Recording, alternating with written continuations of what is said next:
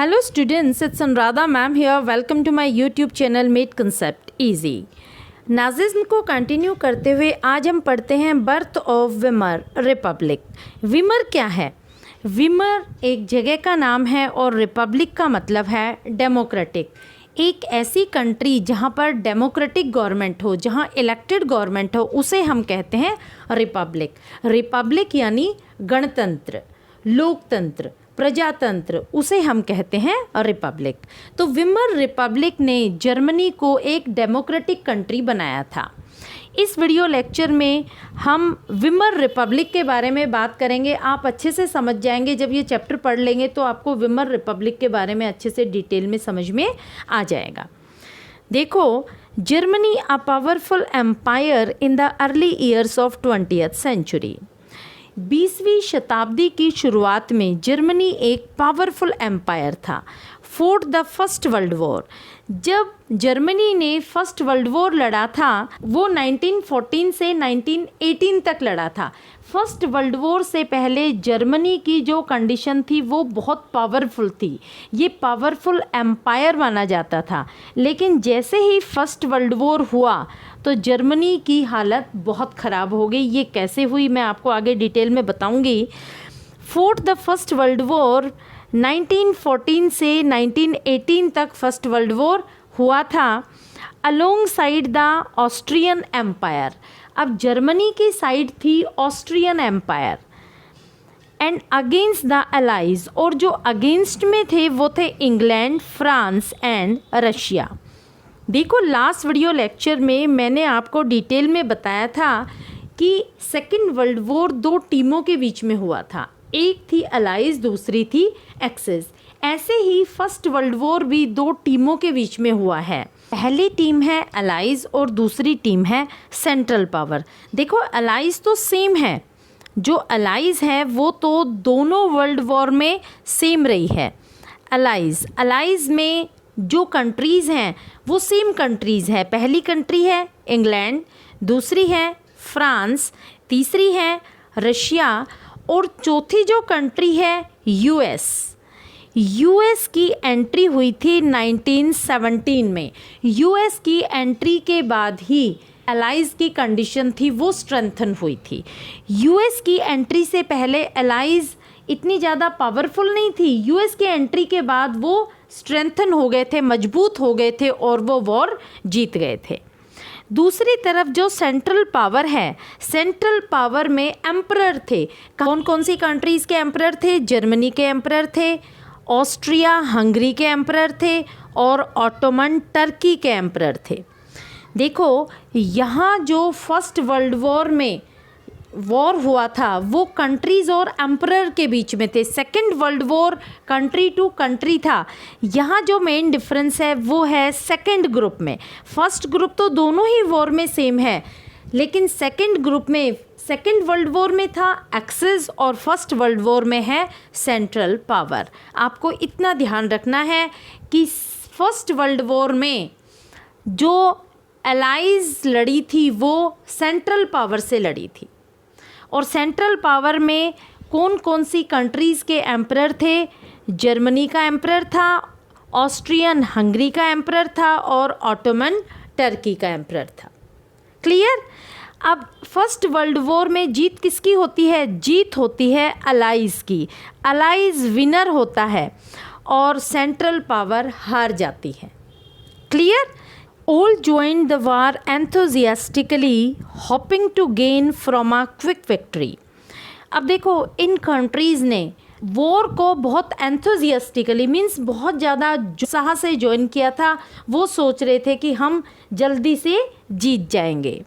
Little did they realize that war would stretch on, eventually draining Europe of all its resources. उन लोगों को ये नहीं मालूम था कि युद्ध काफ़ी लंबा चलेगा और जितने भी यूरोप के संसाधन हैं, जितने भी यूरोप के रिसोर्सेज हैं, उन सबको वो तबाह कर देगा। इस बारे में उन्हें नॉलेज नहीं थी। Germany made initial gains by occupying France and Belgium. शुरुआत में क्या हुआ था? शुरुआत में जर्मनी ने फ्रांस और बेल्जियम पर कब्जा कर लिया था, यानी स्टार्टिंग गेन जर्मनी को हुआ था।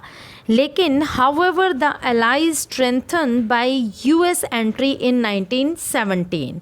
लेकिन जैसे ही यूएस की एंट्री होती है 1917 में अलाइज के ग्रुप में, defeating Germany and central power in November 1918, तो जर्मनी को डिफीट कर दिया जाता है। जर्मनी जो सेंट्रल पावर के अंडर था वो हार जाता है।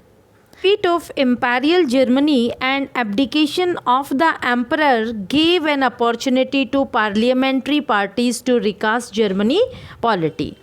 देखो, the defeat of Imperial Germany, Germany पहले रूलर के अंडर थी, अब जर्मनी का राजा हार जाता है। उसकी हार होने के बाद उसे अपना सिंहासन छोड़ना पड़ता है और पार्लियामेंट्री पार्टीज़ को अपॉर्चुनिटी मिल जाती है कि वो दोबारा से जर्मनी को मॉडिफाई कर सके, वो दोबारा से जर्मनी जैसे राजतंत्र को चेंज कर सके। A national assembly met at Weimar, वो एक नेशनल असेंबली बनाते हैं और ये नेशनल असेंबली कहाँ बनाई जाती है? विमर में। देखो, ये विमर एक जगह का नाम है जहाँ पर नेशनल असेंबली बनाई जाती है, इसी वजह से इस जगह का नाम विमर रिपब्लिक पड़ा था। A national assembly met at Weimar and established a democratic constitution with a federal structure। Weimar republic होती है, वो कॉन्स्टिट्यूशन बनाती है with a federal structure. Federal structure क्या होता है? जिसमें स्टेट को पावर दी जाती है कि वो अपने इम्पॉर्टेंट पॉलिसीज़ और लॉ अपने बेसिस पर बना सके, जो इम्पोर्टेंट डिसीजन लेने हैं वो अपने बिहाफ पर वो डिसीजन ले सके, उसे बोलते हैं federal structure. Deputies were now elected to the German parliament और रिश्टैग। देखो, रिश्टैग क्या है? रिश्टैग जर्मनी की पार्लियामेंट का नाम है। जैसे इंडिया की पार्लियामेंट का नाम क्या है? संसद, ऐसे ही जर्मनी की पार्लियामेंट को बोलते हैं रिश्टैग।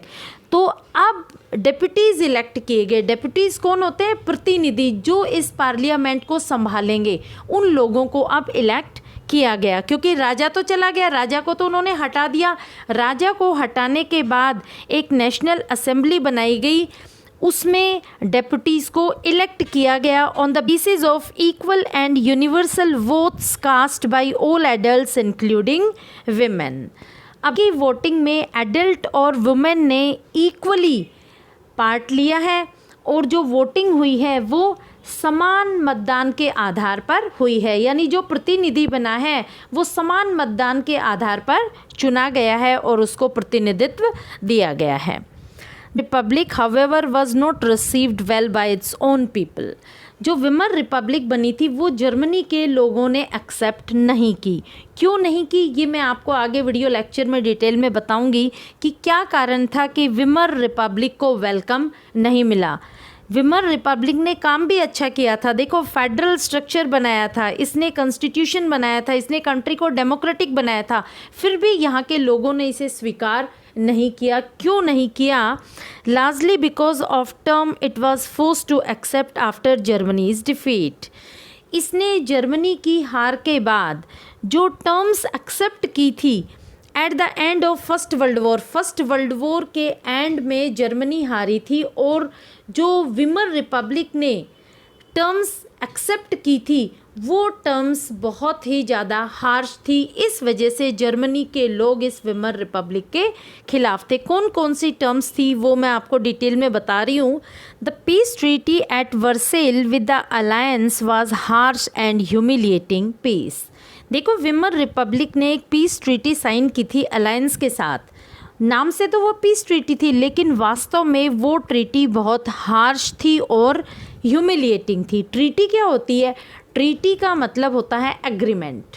अलायंस ने एक ऐसा एग्रीमेंट साइन करवाया था विमर रिपब्लिक से जो बहुत हार्श था, बहुत कठोर था, बहुत ज़्यादा रेस्ट्रिक्शंस वाला था और उसकी वजह से जर्मनी को बहुत सफ़र करना पड़ा था। दूसरा, वो जो एग्रीमेंट था वो ह्यूमिलिएटिंग था। ह्यूमिलिएटिंग होता है अपमान, यानी जर्मनी के लोग ऐसा समझ रहे थे कि ये जो हमारा अपमान हो रहा है इस ट्रीटी की वजह से, ये विमर रिपब्लिक की वजह से थे, इसलिए वो विमर रिपब्लिक को ईजिली एक्सेप्ट नहीं कर पा रहे थे। तो उस रिपब्लिक ने ट्रीटी में ऐसा क्या साइन किया था कि जर्मनी के लोग विमर रिपब्लिक से नाराज़ थे। Germany lost its overseas colonies. सबसे पहला पॉइंट है कि जर्मनी ने अपनी कुछ कॉलोनीज़ ओवरसीज़ बना रखी थी। ओवरसीज़ यानी out of the country. Germany की कुछ कॉलोनीज़ अफ्रीका में थी। अफ्रीका की कुछ कंट्रीज़ को जर्मनी ने अपनी कॉलोनी बनाया था, जो सब इन्होंने जर्मनी से ले लिया था। तो जर्मनी की जो कॉलोनी जर्मनी से छुड़ा ली गई थी, इस वजह से जर्मनी के लोग विमर रिपब्लिक से नाराज़ थे। नंबर 2 है 1/10 of its population. 1/10 of its population का मतलब ये है कि जब जर्मनी की टेरिटरी छुड़ाई गई तो उसमें जर्मनी के लोग भी चले गए। टोटल पॉपुलेशन का 1/10 जर्मनी से चला गया था। अब देखो, जब पॉपुलेशन बाहर जा रही है तो वहाँ के लोग जाएंगे तो उसमें एमिनेंट लोग भी होंगे। कुछ लोग ऐसे थे जो बहुत ही एमिनेंट थे, कुछ साइंटिस्ट हो सकते हैं, कुछ बहुत बड़े पॉलिटिशियंस हो सकते हैं, यानी ऐसे लोग जो बहुत पढ़े लिखे थे, जो बहुत अच्छे एजुकेशनलिस्ट थे, वो सब जर्मनी से बाहर चले गए, तो यहाँ के लोग नाराज़ हो गए। तीसरा पॉइंट है 13% ऑफ इट्स टेरिटरीज़। देखो, जर्मनी से 13% उसकी टेरिटरी का हिस्सा छुड़ा लिया गया, यानी 13% हिस्से पर अब जर्मनी का कोई अधिकार नहीं था। तो वो टेरिटरी बहुत इम्पोर्टेंट थी जर्मनी के लिए, क्योंकि उसमें उसके रिसोर्सेज थे। तो रिसोर्सेज में क्या क्या थे? 75% of its iron and 25% of its coal to the France, Poland, Denmark and Lithuania. अब देखो, जो टेरिटरीज़ उन्होंने छुड़ाई उसमें 70% आयरन था, 20% कोल था, यानी जितना भी जर्मनी में आयरन होता था 75% आयरन उस 13% टेरिटरी में होता था और 20% कोल उस टेरिटरी से आता था जो अब फ्रांस, पोलैंड और डेनमार्क के कब्जे में है। एलाइज़ ने जर्मनी से खाली ज़मीन नहीं ली, ऐसे रिसोर्सेज भी अपने कब्जे में कर लिए जिससे जर्मनी ग्रो कर सकता था, जिससे इकोनॉमिकली वो अपने आप को दोबारा से स्ट्रॉन्ग कर सकता था। The allied power demilitarised Germany to weaken its power. अब देखो, अलाइज ने क्या कहा जर्मनी से कि आप आर्मी सेट नहीं कर सकते, अब आप यहाँ मिलिट्री नहीं लगा सकते हैं। आपके मिलिट्री में कुछ लिमिटेड सोल्जर्स होंगे जो एक प्रोटेक्शन पर्पस के लिए रिक्वायर्ड हैं, अदरवाइज़ आपको मिलिट्री की परमिशन भी नहीं दी जाती, क्योंकि वो सोचते थे कि अगर जर्मनी को मिलिट्री की परमिशन मिल गई, आर्मी की परमिशन मिल गई, तो जर्मनी दोबारा से स्ट्रॉन्ग हो जाएगा और वो हमसे फर्स्ट वर्ल्ड वॉर का बदला लेने के लिए दोबारा से तैयारी शुरू कर देगा। इसलिए जर्मनी को मना कर दिया कि तुम आर्मी नहीं रख सकते। नेक्स्ट पॉइंट था the war guilt close held Germany responsible for the war and damages the allied country suffered. देखो, जब भी युद्ध होता है उसमें नुकसान होता है। नुकसान जो अलाइड कंट्रीज़ ने सफ़र किया था उसके लिए उन्होंने एक ऐसा वॉर गिल्ट क्लोज बनाया और जर्मनी को जिम्मेवार ठहरा दिया कि ये जो हमारा नुकसान हुआ है ये तुम्हारी वजह से हुआ है और तुम अब इसका कंपनसेशन भरोगे। Germany was forced to pay compensation amounting to 6 billion pound और जर्मनी को कहा कि तुम्हें इसकी भरपाई करनी है 6 बिलियन पाउंड देकर, यानी जो वॉर में जितना भी नुकसान हुआ है, जो डैमेज हुआ है, जो डिस्ट्रक्शन हुआ है, वो 6 बिलियन पाउंड दे करके तुम्हें उसकी भरपाई करनी होगी। The Allied armies also occupied the resource-rich Rhineland for much of 1920s.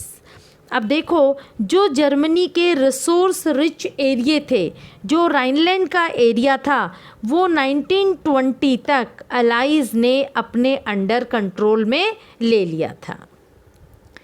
Many Germans held the new Weimar Republic responsible for not only the defeat in the war but the disgrace at the Versailles. अब देखो, जो Germany के लोग थे वो विमर Republic को ही इस चीज़ के लिए जिम्मेवार ठहरा रहे थे। वो फर्स्ट वर्ल्ड वॉर के डिफीट के लिए नहीं मान रही थी कि हम युद्ध में हार गए तो ये विमर रिपब्लिक की वजह से हुआ, बल्कि जो वर्सेल में जो डिस्ग्रेस हुआ है, जो अपमान हुआ है, जो इन्होंने ट्रीटी साइन की है, इसके लिए भी ये विमर रिपब्लिक ही जिम्मेवार है। तो ये सारे रीज़न थे जिसकी वजह से विमर रिपब्लिक को एक्सेप्टेंस नहीं मिला जर्मनी में। जर्मनी के लोगों ने विमर रिपब्लिक को एक्सेप्ट नहीं किया। होपफुली आपको मेरा वीडियो लेक्चर समझ में आ गया होगा। नेक्स्ट लेक्चर में मैं लूँगी effects of the war. Kindly like it, subscribe it and share it to your friends. Thank you.